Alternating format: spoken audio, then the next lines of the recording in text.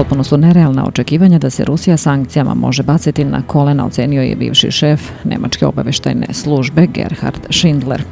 Prema njegovom mišljenju, umjesto kritikovanja Moskve, bolje je sa njom sarađivati odnoseći se prema njoj kao jednoj od najvećih ekonomskih sila sveta.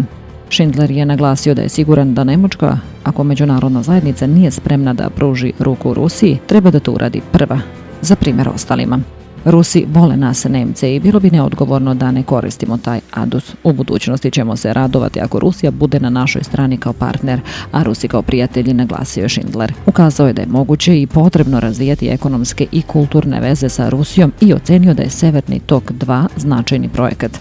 Po njegove proceni, kritičari tog gasovoda slede sopstvene energetske interese, piše intermagazin.rs.